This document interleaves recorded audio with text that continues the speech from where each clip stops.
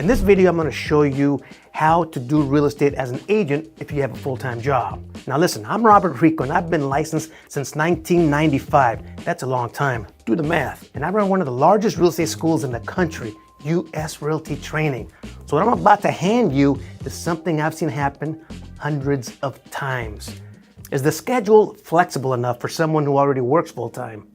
Well, the answer is pretty simple. The answer is yes, absolutely, but probably not for the reason you will think. Now think about the last time you drove past a for sale sign and slowed down to look. Was it Tuesday at 2? Probably not. It was probably a Saturday or Sunday or sometime in the evening on a weekday. That's when people shop for homes because most buyers have jobs just like you, 9 to 5 weekdays. You see, real estate runs on the schedule of working adults. Evenings, weekends, that's where the business actually lives. Right there. You work when the deal needs to happen. And the deals, they mostly happen when you're already free. So the schedule doesn't fight your day job. In fact, for most people, it fits around one better than almost any other business out there. So what does it cost to get started? Pre-licensing course. That in itself, roughly $100 to $500. The state exam fee, from $40 to $150. The license application, well, that's going to run you about $50 to $400 depending on your state. So to walk out fully licensed, you're looking at about $1,000 or less. Not bad. Now, there's more after that. MLS and board membership. That's going to run you between $500 and $1,000 a year. But here's the key. That comes after you're licensed and working with a brokerage. You don't pay a dime of it up front. And one more honest thing. Let me tell you the fact. Your first commission check won't show up the week you pass the exam. Now, most new agents close their first deal within, 60 to 90 days of getting licensed. Could be sooner if you're really on it and you really want to make things happen. Some take a little longer. That right there, that's exactly why keeping the day job makes sense while you ramp up. So yeah, the cost is real.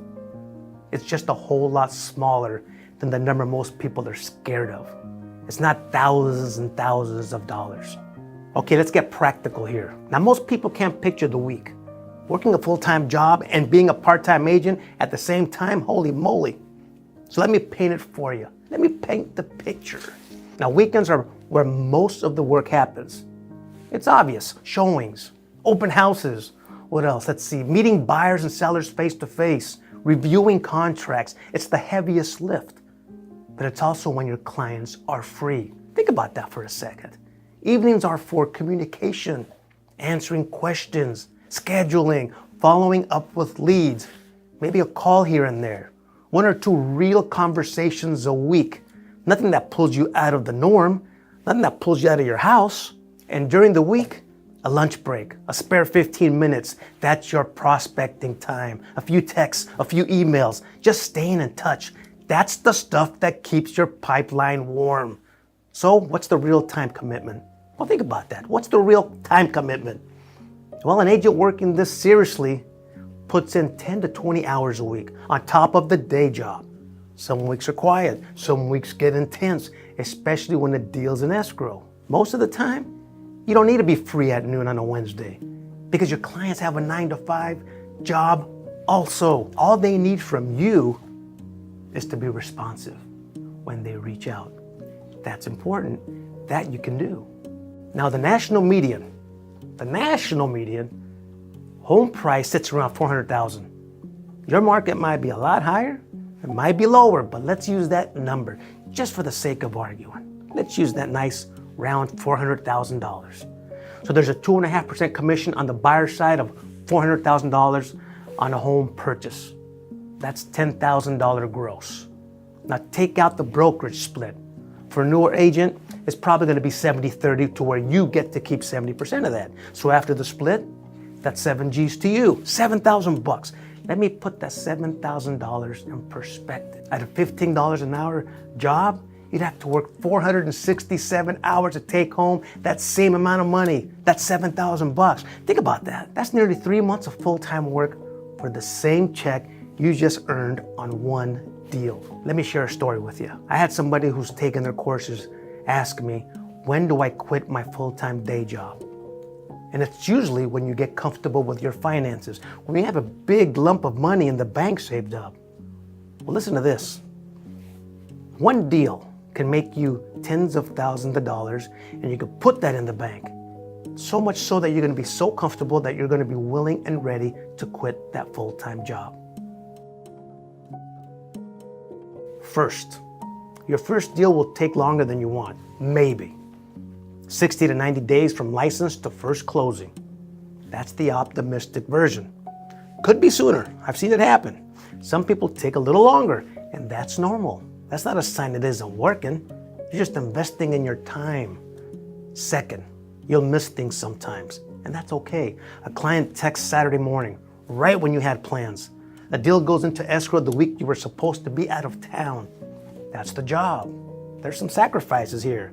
You have to be okay with that. Third, there's a learning curve. This is crucial.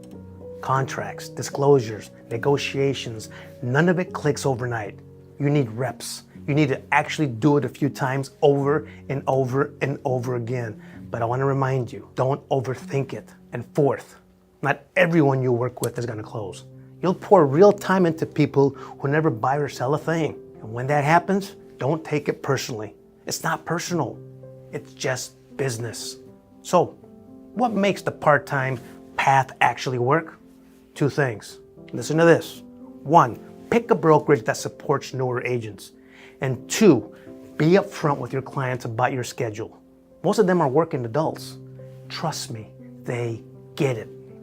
So the big question is, who's actually doing this? Well, let me tell you about the kind of people who go part-time. A teacher. School's out at 3 p.m. 3 months off in the summer. They close 2 or 3 deals a year and make more from those deals than they ever made teaching summer school. A nurse on rotating shifts, using days off for showings. Somebody already in sales who knows how to build a relationship and close. How about a remote worker with daytime flexibility? Not bad. A career changer who wants proof they can do this before they commit to anything bigger. And here's what they all have in common. They keep their income steady while they build their real estate side. They treat that license like what it really is, an asset that makes them money. Let me remind you, the minute you have the money in the bank and feel financially secure, boom, you'll be all in. Look, if you want your license, I have my pre-licensing courses linked in the comments below, but there's something everyone should know before they get their license. And that's exactly what I want to talk about in this video right here. So go ahead, give it a watch, this one right here. I'll see you there.